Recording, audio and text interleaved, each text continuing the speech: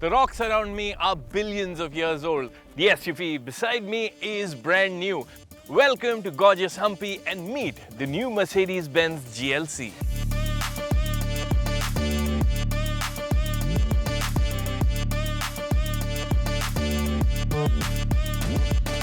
The GLC is not only Merc's best-selling SUV in India but is a sales champ globally too, which is perhaps why Mercedes seems to have gone for a why fix what ain't broke approach with the new GLC's design.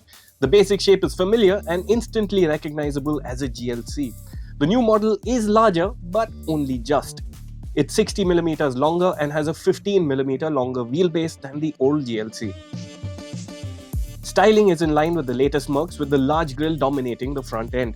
Headlights that fuse into the grille set the new GLC apart from other Merc SUVs, while there's standard fare chrome detailing lower down on the front bumper. Before you ask, there isn't going to be a sportier looking AMG line version, at least at launch. At the sides, you'll note softer lines and a nice flow to the surfaces. Helping the look are the attractive 19-inch alloy wheels that come wrapped in chunky 235/55 R19 rubber. At the rear, there's a clear visual link to other Merc SUVs, though the GLC is identifiable with the rounded look to its tail lamps. The black garnish between the lights doesn't light up though, and those with keen eyes will note the chrome element lower down is styled to give the look of a tailpipe surround, though the actual exhausts sit lower down. What do you think of the new Mercedes-Benz GLC? And would it be your pick of the mid-sized luxury SUVs? Let us know in the comment section below. And if you haven't already, please do subscribe to Autocar India and hit the bell icon to be notified every time we have a new video up. Like the last GLC, the new one also gets footboards to help with that SUV-ness, but their utility is questionable.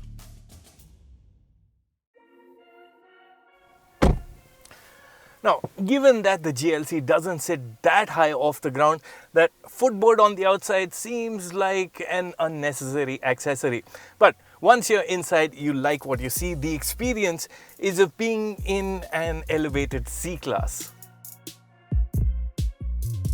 The dashboard is shared with the C-Class sedan, and you also get the same high level of quality. The dash top, for instance, is finished in soft touch materials with this lovely contrast stitching.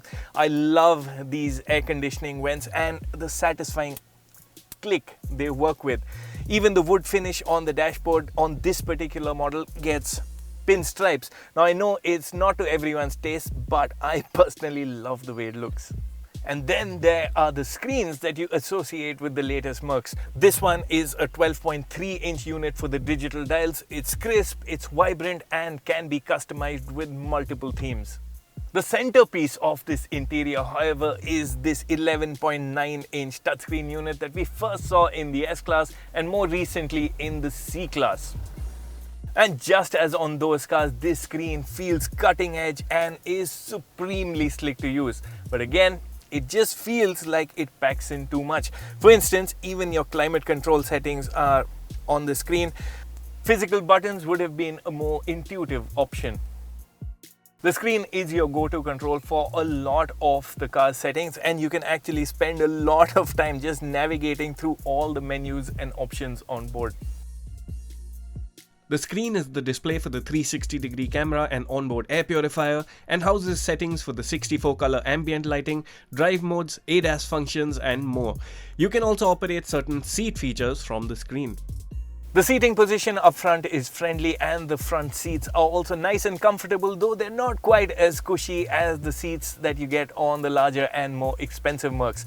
In terms of features, both front seats get powered adjust and there's seat heating as well. And a really nice feature is this fold-out support for your thighs. What is missed, however, is front seat ventilation as well as massage function, which was offered on the very last versions of the last gen GLC. Of the other things, included on the new GLC is powered adjust for the steering wheel. And while the steering wheel does look really nice, I can't say I'm a fan of the touchpads on the steering to control certain functions on the digital dials as well as the touchscreen. They're frankly a bit of a hit and miss.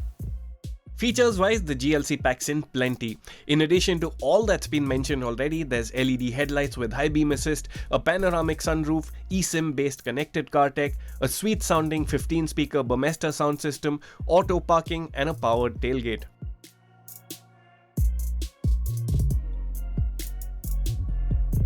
The GLC also has the basics in place.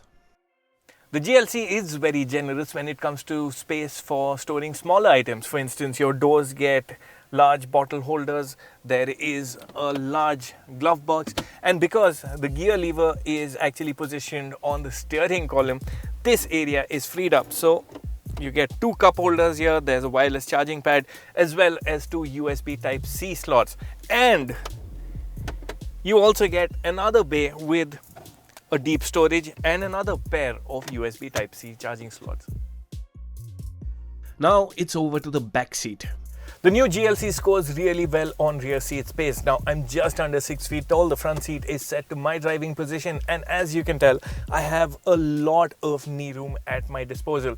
What helps here is this scooped out section of the front seat backrest. What also helps the feeling of space inside are these large windows and of course this massive panoramic sunroof that bathes the cabin in light. Headroom isn't an issue even for someone of my height. As on the earlier GLC, the rear seat still is best only for 2 occupants. You can accommodate a middle seat passenger, but there is a compromise with this high center tunnel. Of the other things to bring up, the seat cushioning is a bit firm. I also find that thigh support isn't as generous as it could have been, and I personally would have liked a reclinable backrest angle. Amenities at the back include a fold-down armrest that also packs in your cup holders. You get sun blinds for the rear windows. You get air conditioning vents at the back, but there's no dedicated climate control zone for the rear section of the cabin. And you'll need to be careful when exiting the GLC, else contact with the footboard can dirty your jeans or trousers. The new GLC offers 620 litres of luggage space, which is 70 litres up on the older model. In actual practice, the difference is larger still because the new model doesn't come with the spare tyre strapped onto the boot floor, but houses the space saver in a dedicated bay under the floor. And when you want max space, you'll appreciate the buttons that electrically fold down the rear seats. With the rear seats down, the GLC offers 1250 litres of luggage room.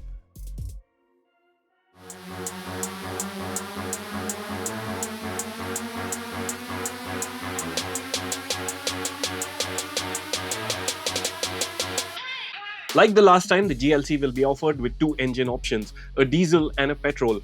Both are 2-litre turbocharged units that now compare to 48-volt mild hybrid systems. The electric system can't power the car on its own, but will supplement engine power with 23 horsepower and up to 200 Newton meters under hard acceleration. Power aside, the other benefit is economy. The diesel is 10% more efficient and the petrol is 15% more efficient now. A 9-speed automatic transmission is standard fit, as is Merc's 4-matic all-wheel drive system. For reference, the outgoing GLC petrol was sold only in rear-wheel drive form. Petrol heads will also be happy to learn of the return of the GLC 300 in place of the GLC 200. Engine figures are up from 197 horsepower and 320 Newton meters to 258 horsepower and 400 Newton meters, and it's a very likable engine indeed. It'll do the easy driving in the everyday grind comfortably, but when you do want more from the engine, you press down hard and this engine delivers, because it'll rev quite happily in the mid-range, go up to 6000 RPM and beyond, and it sounds very characterful while doing all that it does. The snarl from the exhaust is enjoyable on an open road, but at lower speeds, the engine is more audible than rivals' 2-litre units. Mercedes claims a 6.2 second 0 to 100 kph time, which is good for this class of SUV. The performance is complemented by mature dynamics. The GLC turns neatly enough and it'll follow your instructions at the steering wheel well enough. There's a good weight at the steering and body roll is well contained. Drive modes do help fine-tune the experience, but you only really have control over throttle responses and steering feel. The modes don't impact the dampers. The GLC is not as sharp or handling focused as a BMW X3, but those occasions of a GLC owner really pushing the SUV would be rare. On highway journeys, you'll appreciate the feeling of stability and how body movements are kept well in check. It's out on the open road that you'll also have use for the GLC's ADAS features. Like the latest lot of Mercs, the GLC also packs in a couple of ADAS features. So you get blind spot assist, which is handy on our chaotic roads. You also have lane keep assist, which is something that is helpful, but I'm not entirely comfortable relying on it. And then there's active brake assist, which I find personally overly responsive to Indian traffic conditions. So that is typically the first thing I put off. Adaptive cruise control is missed, however. ADAS aside, the GLC also packs in 7 airbags and ESC. An area where the GLC falls short is low-speed ride comfort. In terms of ride comfort, the GLC is comfy enough, but it's not the comfiest vehicle for the money. There is a firmness that comes through, and on bad sections of road, you can actually feel much of the surface below you. With an estimated 180mm of unladen ground clearance, the GLC should clear bad roads and light off-road trails comfortably. Part of the package is an off-road mode that brings with it hill descent control, a dedicated screen with off-road angles, as well as what Mercedes calls transparent bonnet. The function stitches together images from the front and side cameras to give you a view of the surface beneath the bonnet. It's handy, but the execution is not as slick as Land Rover's clear side ground view. Mercedes hadn't announced GLC prices at the time of making this video, but we expect pricing in the 70 to 75 lakh rupee ex-showroom band. First impressions suggest that Mercedes has done well to build on the old GLC strengths and polish some of its weaknesses. Sure, ride comfort and rear seat comfort aren't segment best, but as a package, the GLC comes together rather well. It's got the requisite premium appeal, the tech-laden interior is big on wow factor, and it's nice to drive as well.